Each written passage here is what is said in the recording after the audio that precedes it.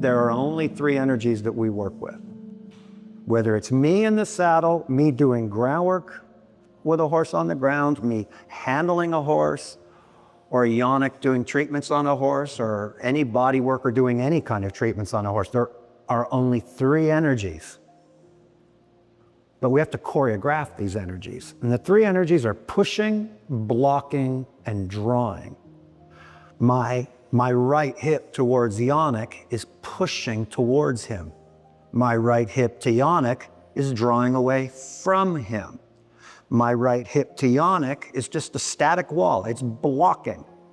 These are the forces of nature. Right now, as yonic is sitting in that chair, gravity has his weight pushing into that chair. And now this is critical. The chair is not pushing yonic back. The chair is blocking energy to yonic. Everything we do with horses involves those three energies. And to be really good with horses is your ability, moment to moment to moment, to choreograph those three energies coming out of your body into the horse's body. So the next analogy with this would be a standard transmission in a vehicle. There's only three aspects to this. You've got your right foot on the gas pedal, and your left foot on a clutch pedal, and your right hand on a shifter, and you choreograph them. You're pushing on one pedal, drawing on another pedal, shifting a gear. And we all know this. Some people are better with the clutch than others. So here's how horses really work, okay? Imagine 10 of the top best race car drivers in the world. And you have them each go around a track in the exact same car. They each take their turn. You will get 10 different speeds, as the final speed. It's the same car and it's the same track.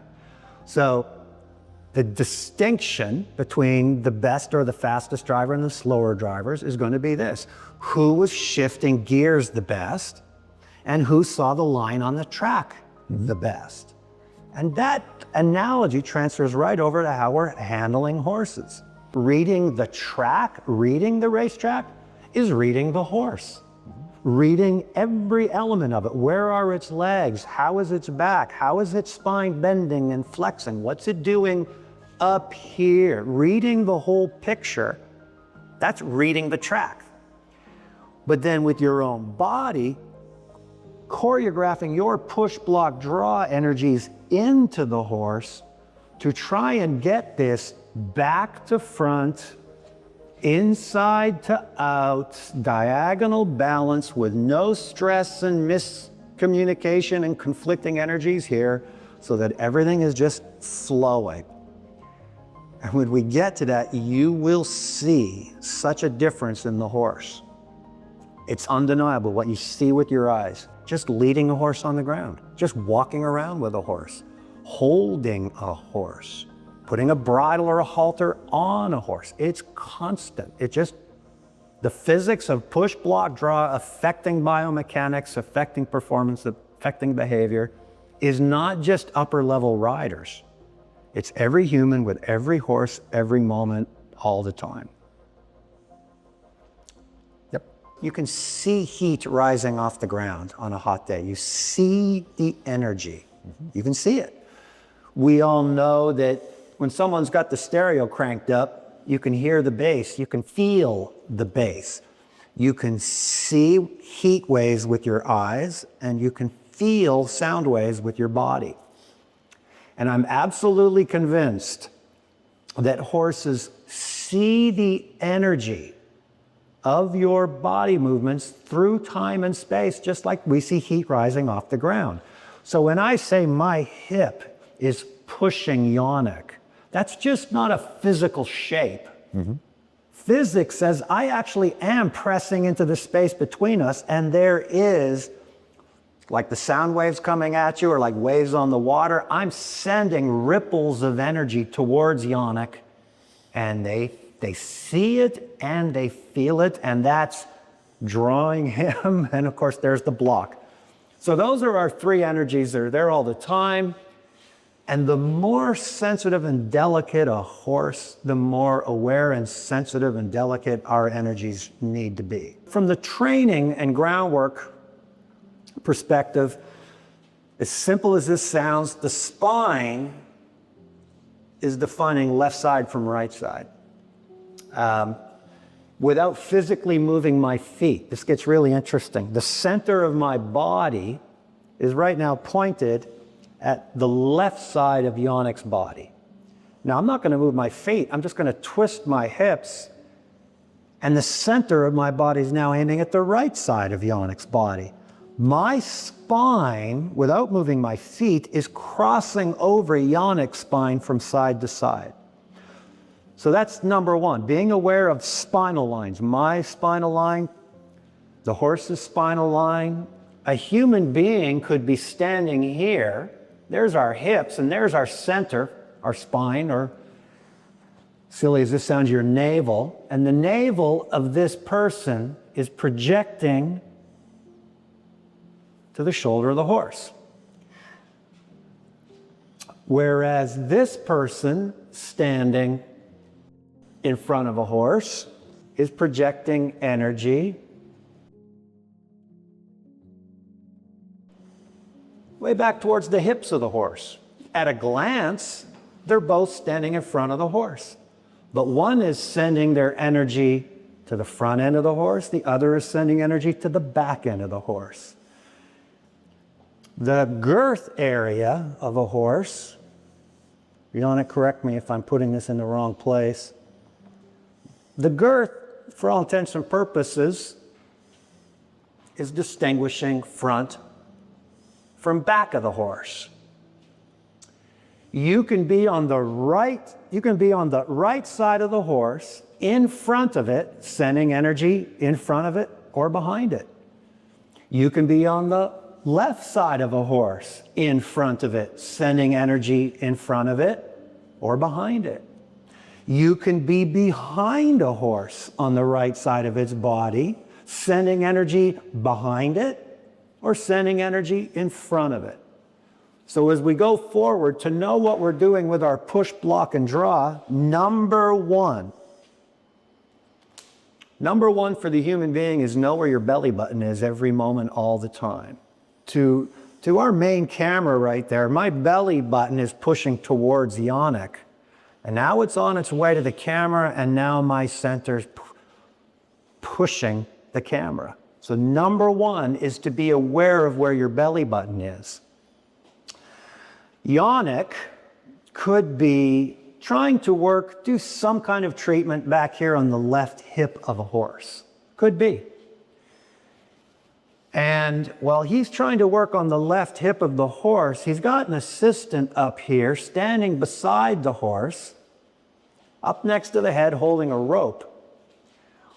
But the assistant's hip doing this is actually sending, if the person's standing like that, is actually pushing energy to the head. So from everything we've just talked about, Yannick's trying to work on the left hind end of the horse, and the pushing energy coming out of his assistant's hips is causing the horse to flex at the shoulder and drive the head away. And we've just spent a great deal of time talking about what's going to happen to this horse if that's happening. So a body worker, a veterinarian, an osteopath could be kicked because of the stress being caused because the assistant's not assisting, the assistant's sabotaging. That's pretty much the intention of where we need to go with this. 100%. So we've got the spinal line that separates the left side from the right side. We've got the girth line that separates the front from the back. And a real missing element in the horse world is from the shoulder. When we talk about harnessing horses, we talk about the point of the shoulder. There's the side of the shoulder, and then there's the front, where the shoulder's coming into the chest. What I've found is coming out of that shoulder on a 45-degree angle, more or less, that might not quite be 45 degrees, and then coming around in front of the horse's nose, and I'll speak in metric, let's say about 20 centimeters in here. This space, all this space, from the point of the shoulder through the neck and the head, all of this, that area, we can block that area, meaning as I'm working on your left hip, I want to use blocking energy in this area to not let your head look to the right, flex to the right, or that's going to sabotage anything. We can use blocking energy here, we can use drawing energy here. But in the neck and head of the horse, when we put pushing energy there, it causes inversion. It causes flexing at the neck. And that's a biomechanical response. It sabotages our intention when we're pushing there. But from a behavior, from a psychological standpoint, what I've seen with horses is when you look at a herd of horses, I'm changing the subject now. If I'm a horse over here and I want this horse to go over there, I might send driving, pushing energy into its shoulder to drive the body over there. I'm the user-friendly, more dominant horse, herding the body. But if you have a bully in the herd, and some horses are bullies, bullies will start pushing into the neck and head. Predators will go after the neck and head. So there's the biomechanics of we really mess everything up when we're sending pushing energy to the neck and the head because we're creating front to back energy. But we're also triggering all kinds of psychological issues in a horse's mind when we're pushing to the neck and head. So as we go forward, while we're sending push, block, draw energies to the body, choreographing our clutch to the body, that we're super conscious of we only block and draw energy in here, we don't push in here. Take that concept to the saddle or on the ground, either way. When a hand leads the head in, which we're saying, don't do that. Don't fold the neck here. Pulling a head to the right is not pulling the right to the right. Pulling a head to the right is the left side pushing the head to the right, whether it's a bridle or a halter. We don't push neck and heads, we only block and draw neck and heads. And when we are consciously aware every single moment, I'm going to read my horse and I'm going to adjust the push, block, draw out of my body with hands that only block what I don't want, not pull what I do want, with awareness for what my core is doing in terms of push, block, draw. And I'm obsessed with, when I'm working with the horse, I want to facilitate back to front movements. And if there's turning or lateral work going on, that they're not folded horses, that their horse is bending through the girth. All of this has been leading up to that. Really doesn't do enough when a body worker is working on one part of the body and the energies coming from the people treating the horse are contradicting the intention of the healing. So it's one thing to have knowledge and skills, but all those skills are either working for you or against you depending upon your body language. Biomechanics aren't just about riding, it's about how you're using the energies coming out of your body while you're giving treatments. So this is why Yannick and I are working together in this course to take a deep dive into those biodynamics of what's coming out of our body, the energies, the postures, the shapes, and the movements as we're handling horses, heading horses, and doing our best to help heal horses. This collaboration is unprecedented in the horse industry, setting a whole new standard of how people healing horses are more self-aware of how they're bringing their treatments to the horse. Check it out at mindyourhorse.com. In good hands, advanced biomechanics for handling and healing horses.